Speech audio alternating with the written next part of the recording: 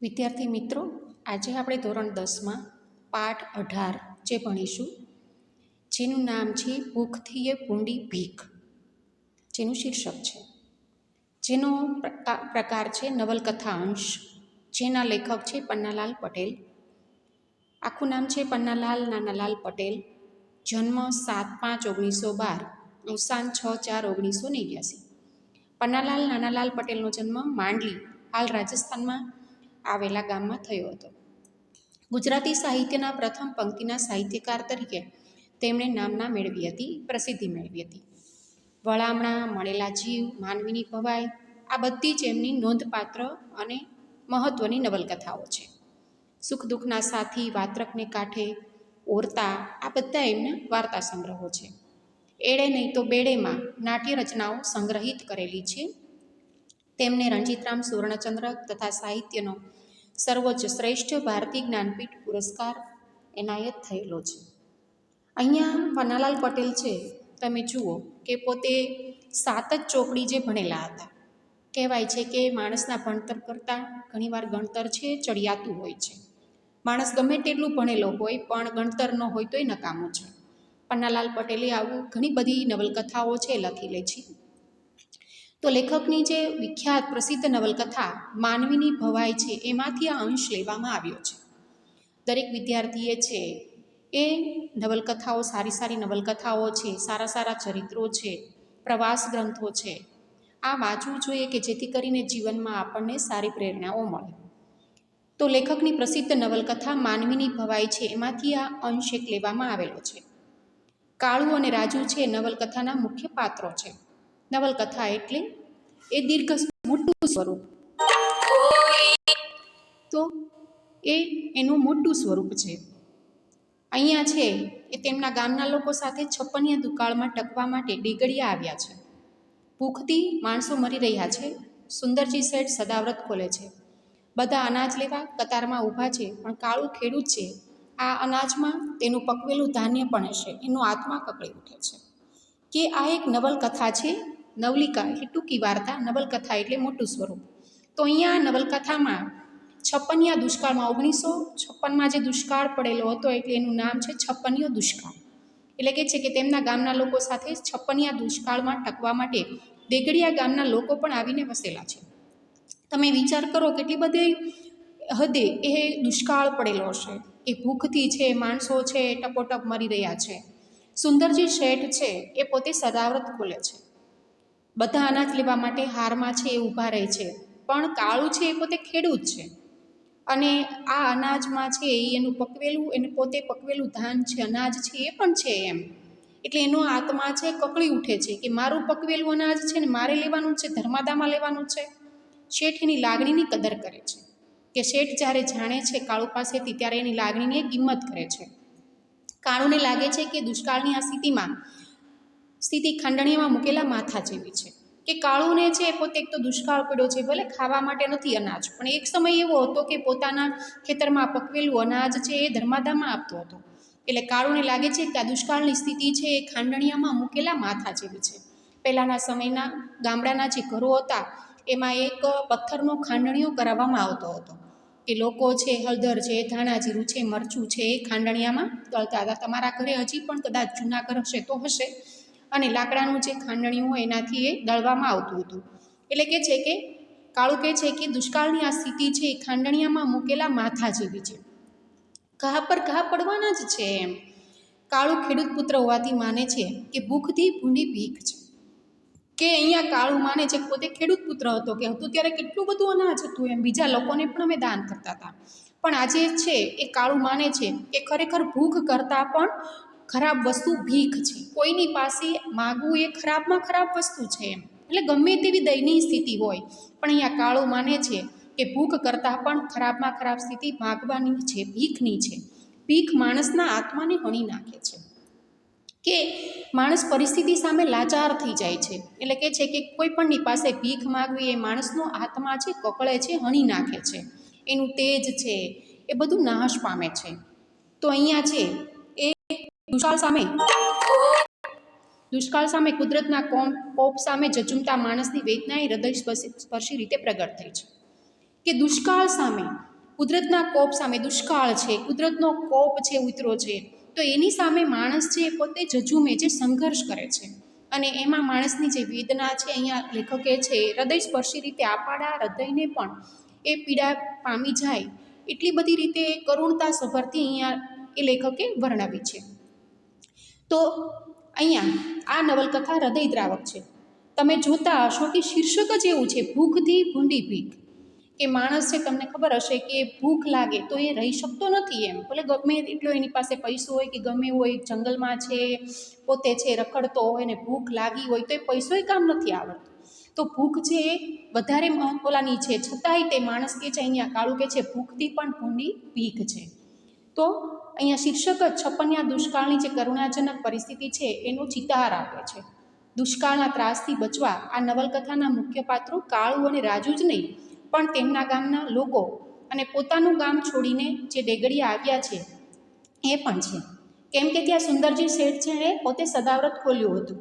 સૌ અનાજ લેવા માટે છે હારમાં ઊભા રહે છે, પણ કાળુનો આત્મા, કાળુનું મન છે ડંખે છે કે પોતે ખેડૂત છે અને આ અનાજમાં તેનું પકવેલું અનાજ પણ છે.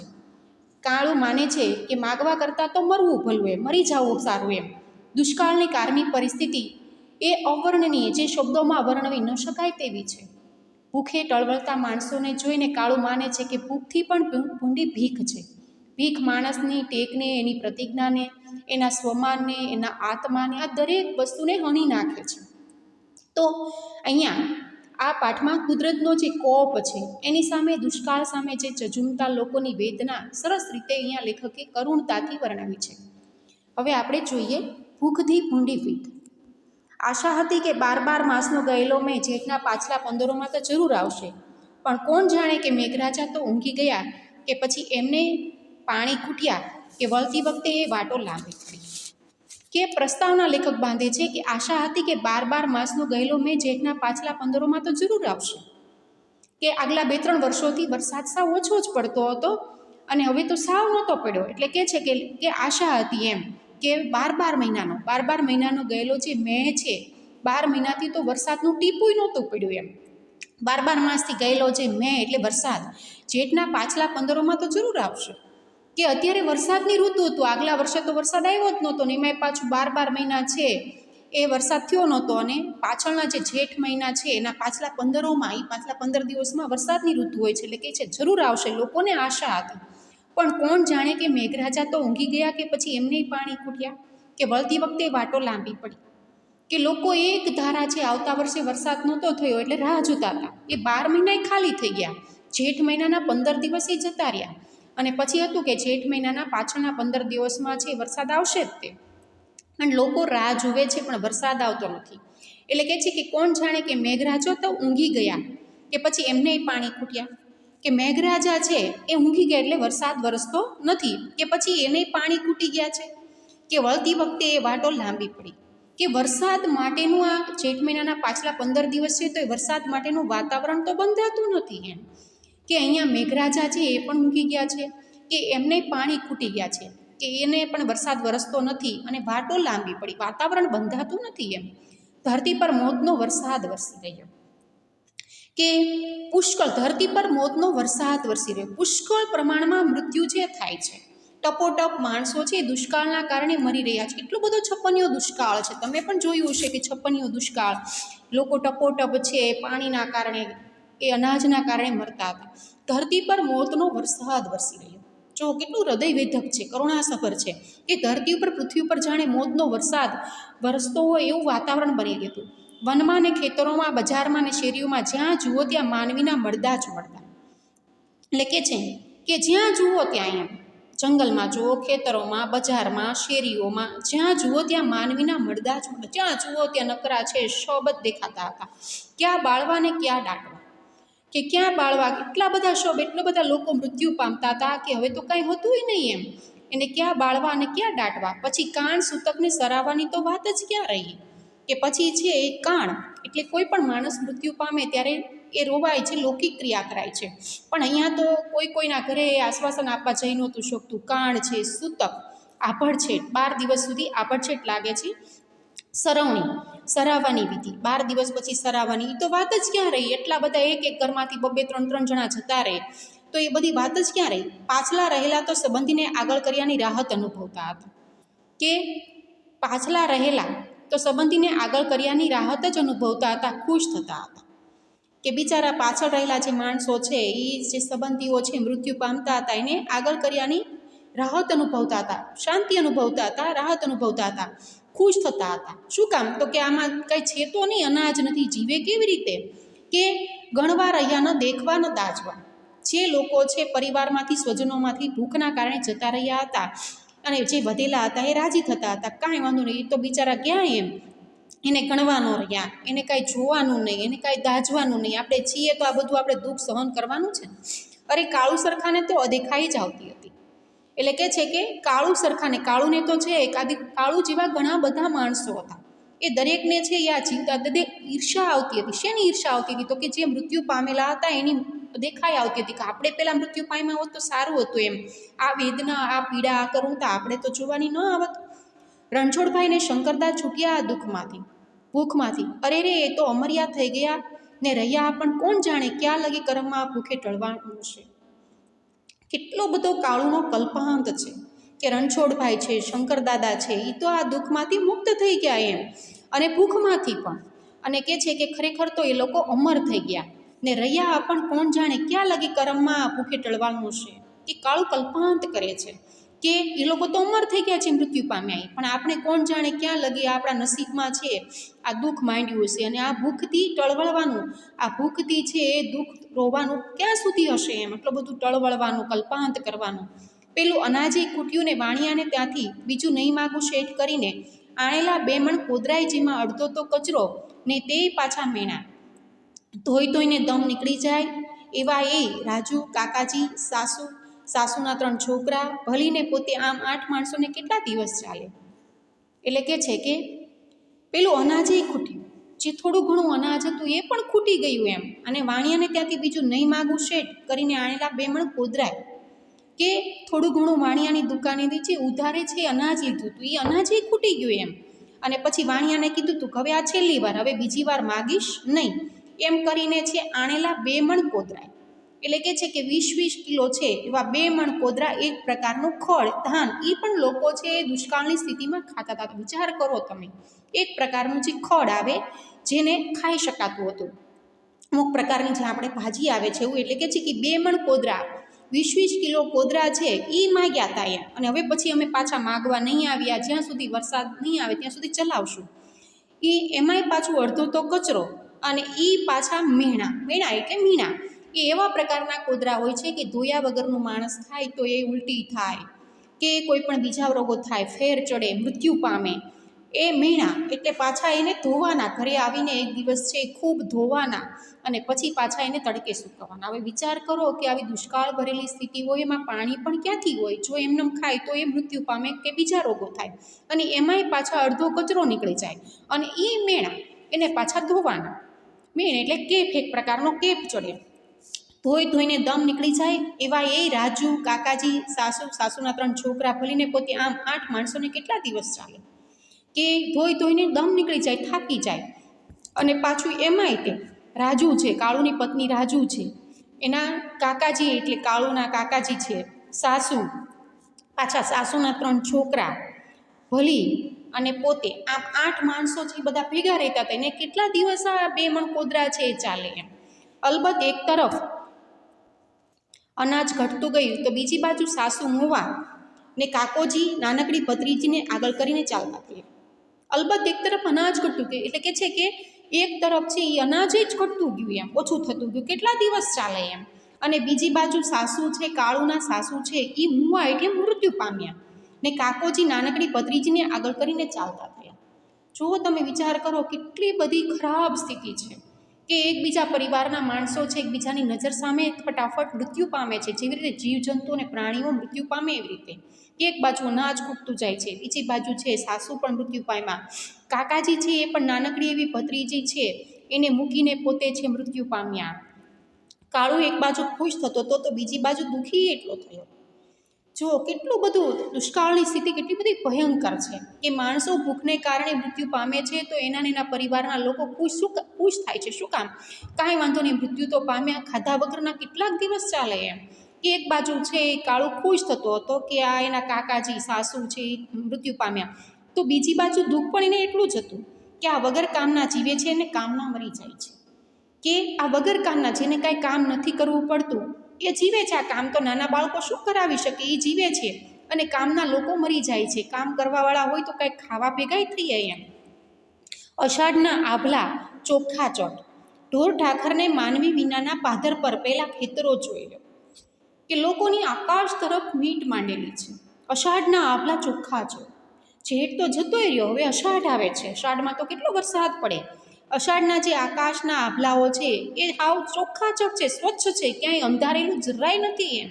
જાણે કુદરત છે રૂઠેલી છે, કોપાયમાન છે. ઢોર ઢાંખર ને માનવી વિનાના પાદર પર પહેલાં ખેતરો જોઈ લો કે ઢોર ઢાંખર, મનુષ્યો તો મૃત્યુ પામે જ છે, પણ પોતે ઢોર ઢાંખર ગાયો ભેંસો છે એ પણ છે, એનો સમૂહ છે એ પણ એ મૃત્યુ પામે છે. તો આ ઢોર ઢાંખર વગરનો જે સમૂહ છે, માનવી વગરના જે પાદર એટલે ખુલ્લા મેદાન છે, અને એની બરોબર સામે પહેલાં ખેતરો જોઈ લો, કાંઈ છે નહીં એમ, બધું છે એમ એ વિનાશના આરે જઈ રહ્યું છે. સામે છે પેલા ખુલ્લા મેદાન છે અને એની પછી ખેતરો છે એ જોઈ લો.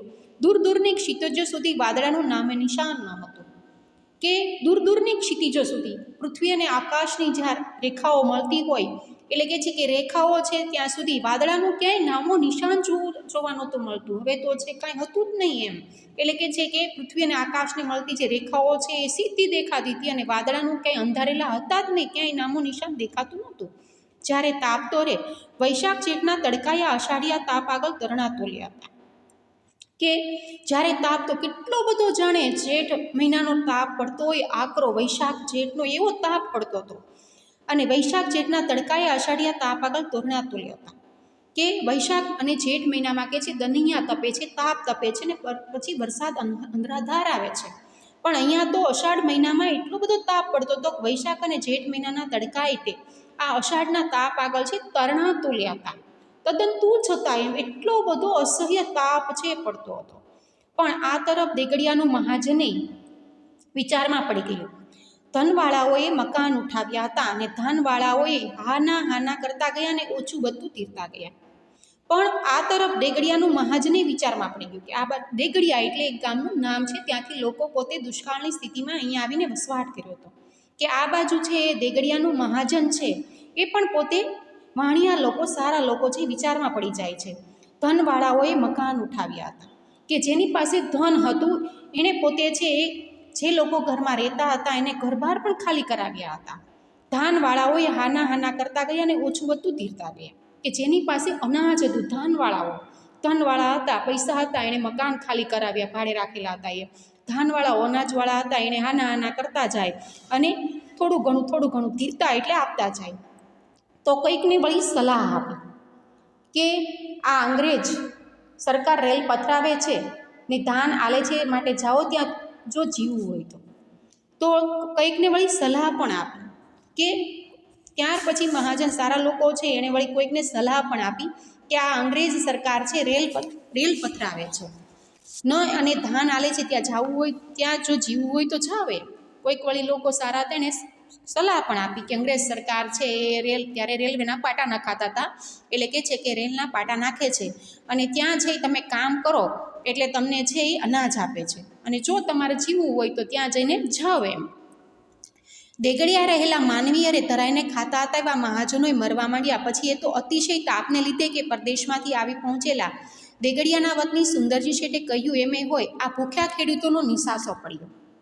કે દેગડિયા રહેલા માનવી, દેગડિયા એટલે ગામનું નામ છે, એટલે કે છે કે દેગડિયા ગામમાં રહેલા માનવીઓ અને ધરાઈને ખાતા હતા. ઘણાના ઘરમાં જે શ્રીમંત હતા એટલે અનાજ હતું પણ એટલે એ ધરાઈને ખાતા હતા, સંતોષથી ખાતા હતા. એવા મહાજનો છે, સારી વ્યક્તિ છે, વાણિયા વેપારી છે, એ હવે તો દુષ્કાળના કારણે ટપોટપ મરવા માંડ્યા હતા. પછી એ તો અતિશય તાપને લીધે કે પરદેશમાંથી આવી પહોંચેલા દેગડિયાના વતની સુંદરજી શેઠે કહ્યું એમેય હોય કે એ લોકો છે જેની પાસે અનાજ હતું, પૈસો હતો, એવા મહાજનોએ મરવા માંડ્યા. એટલે કે છે કે કદાચ એ અતિશય તાપના કારણે હોય અથવા તો એ પરદેશમાંથી આવી પહોંચેલા દેગડિયાના વતની, પરદેશમાંથી વિદેશમાંથી છે સુંદરજી શેઠ છે એ પોતે આવ્યા હતા અને દેગડિયાના વતની હતા. એટલે એણે કીધું પણ ખરું કે આ જે મહાજન સારી સારી વ્યક્તિઓ જે છે એ મૃત્યુ પામે છે એ કદાચ આ ભૂખ્યા ખેડૂતોનો નિસાસો પણ લાગ્યો હોય કે જેની પાસે અનાજ છે, જેની પાસે પૈસો છે, એ ગરીબ લોકોને દાન તો કરો, પણ એ લોકો કરતા નહોતા. એટલે જે પરદેશમાંથી આવેલા દેગડિયાના વતની સુંદરજી શેઠ છે એણે કીધું કે આ ભૂખ્યા ખેડૂતોનો નિસાસો પણ લાગતો હોય કે જેથી કરીને સારા વ્યક્તિઓ, વેપારીઓ છે એ પણ મૃત્યુ પામે છે. ગમે તેમ પણ દેગડિયાના મહાજને સુંદરજી શેઠની વાત ધ્યાનથી સાંભળી કે ગમે તેમ હોય પણ દેગડિયાનું જે મહાજન, વાણિયા વેપારી મહાજન મંડળ હતું એણે સુંદરજી શેઠની વાત આ ધ્યાનથી સાંભળી. વાત સાચી છે એમ, ખેડૂતોના નિસાસા આપણને પણ લાગે એમ. વરસાદ નહીં આવે તો આપણ જેની પાસે ધાન હશે એ નથી જીવવાના. કે સુંદરજી શેઠની વાત મહાજન મંડળ છે એણે શાંતિથી ધ્યાનથી સાંભળી કે આ વાત વિચારવા જેવી તો છે જ એમ. ને વરસાદ આવશે જ નહીં તો આપણે જેની પાસે ધાન્ય છે, અનાજ છે, આપણે પૈસે ટકે સુખી છીએ એ નથી જીવવાના. અને આવશે તો આના આ જ માનવી એકનું અનેક ગણું પકવી આપવાના છે. અને જો વરસાદ આવશે તો પછી આના જ ખેડૂતો છે એ આપણને એકનું કેટલા ગણું છે એ અનાજ પકવીને આપવાના છે એમ. એ જીવશે તો અનાજ થશે ને. આપણે તો કાંઈ ખેતરમાં અનાજ પકવવા જવાના નથી, વાવવાના નથી. આપણ કંઈ હળ હાંકવાના ઓછા છીએ કે આપણે તો વાણિયા વેપારીએ છીએ, આપણને ખેતરમાં હળ હાંકતા ઓછો આવડવાનો છે. આપણે થોડા હળ હાંકવાના છીએ. તો ખેતર અને ખેડૂત અને મજૂરોનું જ કામ છે. ને દેગડિયાના મહાજને કોઠારમાંથી ધાન કાઢી આવવાનું કબૂલ કર્યું. અને દેગડિયાના જે મહાજનો હતા, વેપારી મંડળ હતું, એણે પોતાના જે કોઠાર ભર્યા હતા અનાજનામાં, એમાંથી અનાજ કાઢી આપવાનું એણે નક્કી કર્યું. કિંમત પણ અડધી જ લીધી, અડધો ભાગ ધર્મમાં રાખ્યો. કે દેગડિયાનું જે મહાજન મંડળ, વેપારી મંડળ હતું, એણે નક્કી કર્યું કે આપણા કોઠારમાં જે અનાજ ભર્યું છે એ બધું આપણે અનાજ છે એ ધર્માદામાં આપી દેવું, અને કિંમત લેવી તો એ અડધી જ લેવી, અને અડધો ભાગ ધર્મમાં રાખવો, એટલે કે ધર્માદામાં દાનમાં આપવો. જોકે શરૂમાં તો ધર્માદુ ખાનાર બહુ ઓછા નીકળ્યા. કે જોકે શરૂઆતમાં છે ધર્માદાનું ખાનારા, દાનમાં લેનારા માણસો બહુ ઓછા હતા એમ. એને પણ પોતાનું સ્વમાન છે, સ્વાભિમાન છે વાલું હતું. કે શરૂમાં જ્યારે ધર્માદો ખોલવામાં આવ્યો ત્યારે એમાં ખાનારા છે એ લેનારા બહુ ઓછા હતા. પણ દિવસે દિવસે સંખ્યા વધતી ચાલી. પણ પછી તો કેટલા દિવસ માણસો ભૂખના કારણે રહી શકે. એટલે દિવસે છે એ અનાજ લેનારાની સંખ્યા છે એ દિવસે વધતી ચાલી. ભૂખે ટેકને ઠોકરે ચડાવી. કે ભૂખે ટેકને ઠોકરે ચડાવી, માણસ કેટલા દિવસ ભૂખના કારણે રહી શકે. એટલે કે છે કે ભૂખને કારણે પોતાનું વ્રત છે એ જાળવી શકતા નથી. કાળુને રાજુએ વિનવ્યો, તમે તો કહેતા હતા ને કે આ કોઠારમાં આપણા ધન છે. કે કાળુને રાજુએ વિનવ્યો. રાજુ છે એ કાળુને વિનવણી કરે છે, મનાવે છે કે તમે તો કહેતા હતા ને કે આ જે કોઠાર છે, આ જે એમાં આપણા અનાજ પણ છે તે આપણા જ છે ને, તો પછી મહાજન આલે છે ને લેવું છે એમાં શરમ શાની? કે તો આપણા જ છે ને. કાળુ એને કહે છે કે હા એ અનાજ આપણા જ છે. એટલે રાજુ કહે છે તો પછી મહાજન છે એ આપણને આપે છે તો એમાં લેવું એમાં શરમ છે નહીં એમ. એમાં શરમ શાની રાખવાની હોય? પરિસ્થિતિ છે એ પ્રમાણે જીવવાનું હોય એમ. ગણે એને તો ખરી જ ને. કે રાજુ કહે છે કે મહાજન આપે છે તેમાં શરમ શાની એમ. એટલે કાળુ કહે છે કે જે માણસ શરમ ગણે એને શરમ તો હોય જ ને એમ. ને આપણા છે એટલે તો ઉલટાની વધારે શરમ. કે આપણા છે, આપણે આપેલું છે આ, તો એ એટલે તો આપણને વધારે શરમ લાગે કે આપણે એ દાન ધર્માદામાં આપ્યું ને પાછું આપણે દાન ધર્માદામાં પાછું લઈ લેવાનું.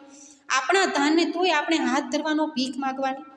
કાળુ કહે છે કે એને કાળુને જરાય એનો આત્મા છે ડંખે છે, જરાય મન નથી માનતું કે આપણું અનાજ છે અને છતાંય આપણે ભીખ માગવાની, આપણે હાથ લાંબો કરવાનો, ભીખ માગવાનું છે એ ક્યારેય કોઈ વ્યક્તિને ગમતું હોતું નથી. અને એ પાછું પોતે ધર્માદો કરેલો અને એ ધર્માદો પાછો લેવાનો. લો હેંડો એવું બધું ગણ્યા વગર ઉઠો, નકર હુંય નથી જવાની. જવું તો જેને તમારા સોગંદ છે.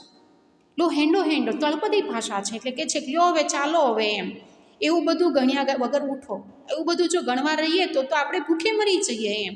એવું બધું અત્યારે પરિસ્થિતિ પ્રમાણે ગણવાનું ન હોય, નકર હુંય નથી જવાની. રાજુ કહે છે કે હવે તો હુંય નથી જવાની એમ. જવું તો જેને તમારા સોગંદ છે. અને જો હું એ હાથ લાંબો કરવા કે અનાજ લેવા જાઉં તો તમારા સોગંદ છે. આ બે છોકરાએ ભલે ભેગા મરી જતા, હવે હું જાવ જ નહીં એમ. અને સાથે આ છોકરા છે એ ભલે મરી જતા, તમને છોકરાની દયા નથી આવતી એમ. લોચો વળીને પડેલા કાળુને ઉઠીએ જ છૂટકો હતો. લોચો વળીને, ભૂખના કારણે પોતે તૂટિયું વળીને પોતે સૂતો હતો, એટલે કે છે કે લોચો વળીને પડેલા કાળુને ઉઠીએ છૂટકો થયો. કે રાજુ એને વિનવે છે, એટલે ભૂખના કારણે તૂટિયું વળીને પડેલો કાળું છે એને પોતે ગયા છૂટકો હતો એમ. પણ એક શરતે, હું તારી સાથે આવું તે ભલે, બાકી આ તો નથી જ તરવાનું. કે કાળુને છે ઈચ્છા નહોતી, છતાં રાજુના કહેવાથી છે એ પોતાને ઉઠવું પડે છે. પછી કહે છે કે એક શરત છે એમ, હું તારી સાથે આવીશ ખરો એમ, પણ હું માગવાનો નથી, હાથ ધરવાનો નથી, હું માગવાનો નથી એમ. કે છે ન ધરતા, તમારી વતી હું ધરીશ પછી તો ખરું ને. રાજુ છે પોતે પોતાના બાળકો માટે લાચાર હતી કે બાળકો છે એ ભૂખના કારણે મરી જશે, એટલે કે છે કાંઈ વાંધો નહીં એમ, તમે હાથ ન ધરતા, તમે ન માગતા એમ, હું માગીશ પછી તો સાચું ને એમ. અરે ગાંડી, કાળુની ઊંડી ઉતરી ગયેલી આંખોમાં બહાર નીકળી આવેલા જડબાના પેલા હાડકા ઉપર હાસ્ય જેવું કાંઈક ફરી રહ્યું. બોલ્યો, આ દોઢ પાસે ખીચડી જીવાણશે એમ તું માને છે? કાળું છે એ પોતે રાજુને સમજાવે છે, કરે ગાંડી, આવું ન ગાંડ પણ કરાય એમ. કાળુની ઊંડી ઉતરી ગયેલી આંખોમાં, ભૂખના કારણે છે, દુષ્કાળના કારણે કાળુની આંખો છે ઊંડી ઉતરી ગઈ છે, એટલે કે છે કે આંખોમાં ને બહાર નીકળી આવેલા જડબાના પેલા હાડકા, આંખો ઊંડી ઉતરી ગઈ છે, જડબા ગાલ છે એનામાંથી હાડકા દેખાય છે, એના ઉપર હાસ્ય જેવું કાંઈક ફરી રહે છે. હસતા હસતા એ બોલે છે, બોલ્યો, આ દોઢ પાસે ખીચડી જીવાડશે એમ તું માને છે? કે કાળું હજુ પણ રાજુને સમજાવે છે કે આ જે દોઢ પાશેર ખીચડી છે જીવાડશે એમ તું માને છે? પાશેર એટલે કે શેરનો ચોથો ભાગ, એટલે કે છે કે અહીંયા માત્ર 1.5 કિલો છે એ ખીચડી માટે તું હાથ લાંબો કરીશ ને 1.5 કિલો ખીચડી આવશે એમ, અને એ તને આખું વર્ષ જીવાડશે એમ તું માને છે? અરે બશેર આલે તોય મારું પેટ તો નથી ભરાવાનું. કે બશેર ખીચડી 2 કિલો આપે ને તોય મારું પેટ ભરાવાનું નથી, ભૂખને કારણે એ લાચાર બની ગયા છે. બશેર ખીચડી ગમે એટલી આપશે ને તોય આપણું પેટ તો ભરાવાનું જ નથી, એ સંતોષ તો રહેવાનો જ છે. આગળ થતાં ઉમેર્યું, ને તું એમ જાણે છે કે વરસાદ આવવાનો છે. અને પાછું એને ઘણો બધો સમજાવવાનો પ્રયત્ન કર્યો કે ભલે ને મરી જઈએ ભૂખના કારણે, ભીખ શું કામ માગવી જોઈએ, ને તું જાણે છે કે વરસાદ આવવાનો છે એમ. આ તો પરથમીનો પલ્લો થવા બેઠો છે, કે આ આટલું માગવાથી શું આપણી ભૂખ કાંઈ ભાંગી જવાની છે એમ. અને આ તો પરથમીનો પલ્લો થવા બેઠો છે. પરથમી એટલે પૃથ્વી, કે ખરેખર પૃથ્વીનો પલ્લો એટલે વિનાશ થવા બેઠો છે. કુદરતનો જ કોપ ઉઠ્યો છે. ભૂંડી, નથી આપણે જીવવાના કે નથી જીવવાના માચની, કે આટલું માગીને શું કરશું? ખરેખર આ તો છે એ પરથમીનો પલ્લો થવા બેઠો છે, કે પૃથ્વીનો વિનાશ થવા બેઠો છે. આપણે નથી જીવવાના અને નથી જીવવાના માચની, આપણે કોઈ નથી જીવવાના એમ, દુઃખના કારણે, ભૂખના કારણે. અને આ મહાજન વેપારી મંડળ છે એ નથી જીવવાના. ત્યારે શું કામ ભૂંડી આ મરદી ઘડીએ કણબીના દીકરા પાસે હાથ ધરાવે છે, કે આટલા અનાજથી શું થવાનું છે?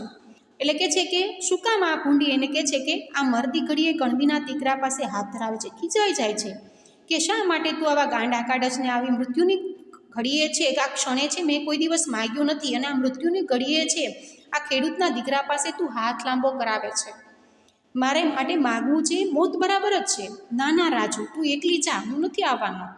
રાજુને વિનવે છે કે રાજુ તું એકલી જા એમ, આ મૃત્યુના સમયે હું નથી આવવાનો માગવા એમ.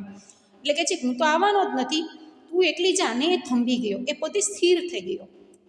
દૂર દેખાતી પેલી દરિદ્ર નારાયણની લાંબી કતાર તરફ આંસુ વિહાણું રડતી આંખે તાકી રહી. દૂર દેખાતી પેલી દરિદ્ર નારાયણની લાંબી કતાર, કે કહેવાય છે કે ગરીબો છે એમાં નારાયણ વસે છે. એટલે કે છે કે દૂર સુધી દેખાતી પેલી જે દરિદ્ર નારાયણો, ગરીબોની જે લાંબી હારમાળા છે એના તરફ કાળું છે આંસુ વિહાણી રડતી આંખે તાકી રહ્યો. હવે તો આંસુ નહોતા એમ, દુઃખના કારણે આંસુ સુકાઈ ગયા હતા. આંસુ વિહોણી, આંસુ વગરની રડતી આંખોએ છે પોતે દૂર સુધી જોઈ રહે છે કે કેવા દરિદ્ર નારાયણો ગરીબ છે, એ લોકો હારમાં ઊભા છે. સ્ત્રી પુરુષોના એ અર્ધનગ્ન હાડપિંજરોમાં પટેલ હતા અને બ્રાહ્મણોય હતા. કે કેવું ચિત્ર ભયાનક, કારમું અને કપરું છે કે જ્યારે સ્ત્રી પુરુષો છે એક લાઈનમાં ઊભા છે, અર્ધનગ્ન, અડધા કપડાં પહેરેલા છે, અડધા નથી, એટલી બધી સ્થિતિ કંગાળ છે. અને હાડપિંજરો, બધા માણસો છે હાડપિંજર જેવા બની ગયા છે, સ્થિતિ કેટલી બધી દયનીય છે. અને એમાં પટેલ પણ હતા, બ્રાહ્મણોય હતા, કોઈ વાણિયા પણ હતા.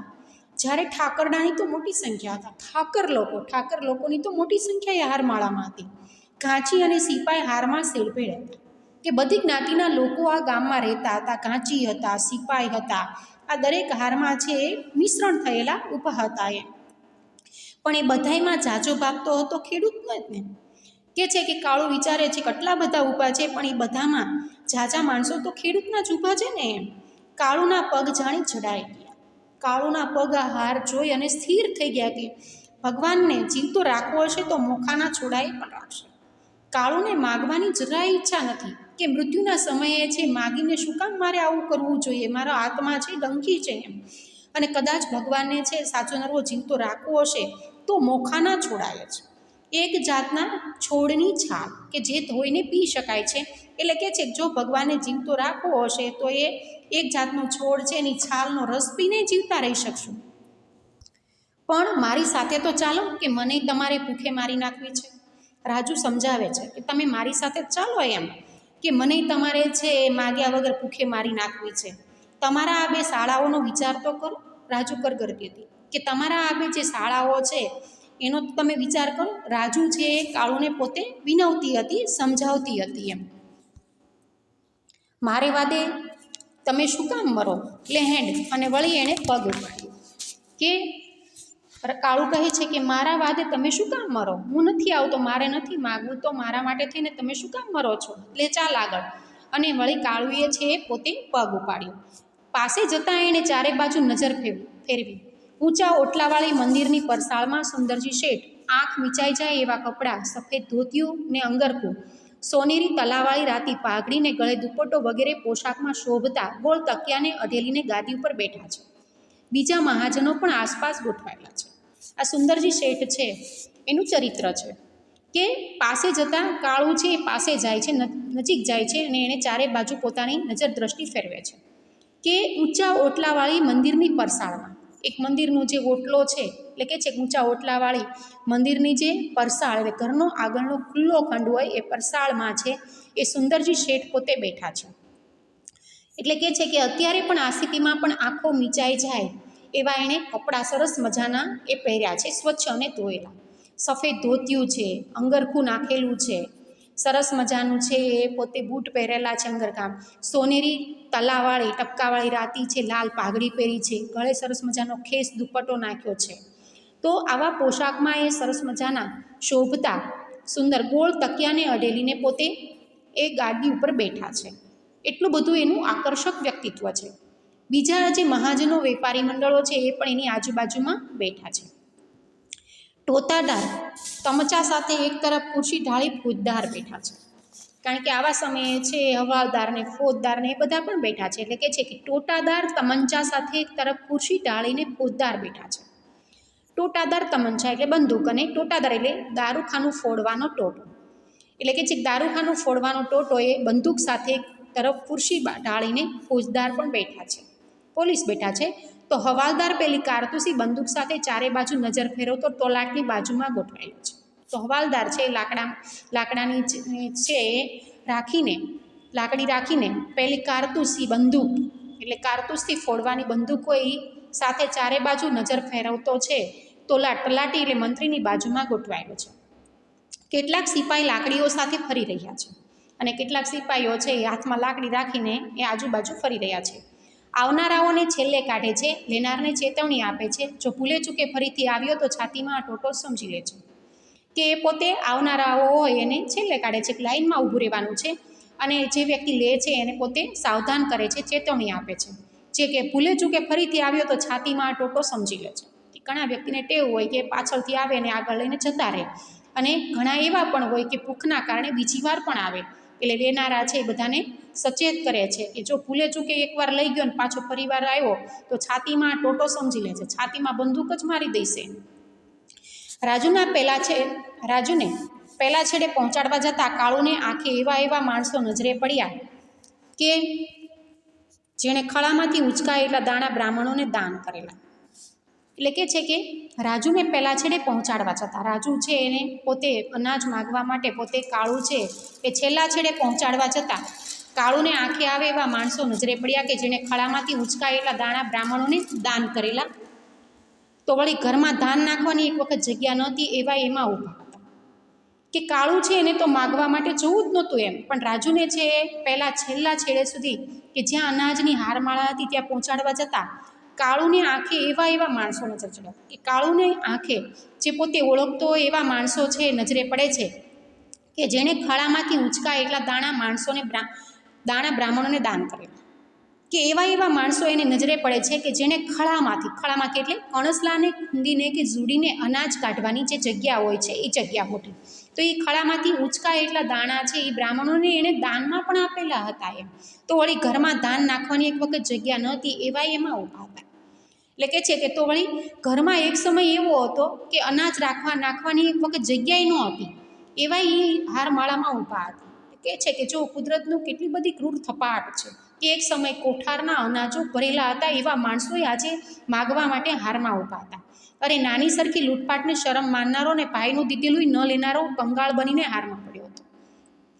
કે એવા માણસોય હતા કે નાની સરખી જે લૂંટફાટ છે, નાનું હોય કોઈકની પાસેથી ચૂંટવીને લેવું હોય તો એને શરમ માનતો હતો, અને ભાઈનું દીધેલું છે પોતાનો ભાઈ બાજુમાં રહેતો હોય અને એણે ક્યાંક આપ્યું હોય તો એ નહોતો લેતો. એવું એ પોતે વ્યક્તિ છે એ કંગાળ ગરીબ બનીને આજે એ હારમાં એ લાઈનમાં પોતે ઊભો હતો. કે કેટલી બધી સ્થિતિ છે કંગાળ અને દયનીય હતી. તો વિદ્યાર્થી મિત્રો, આજે આપણે અહીંયા સુધી પાઠ છે રાખીએ છીએ. આ પાઠ છે સરસ રીતે પાછો જોઈ લેવાનો છે.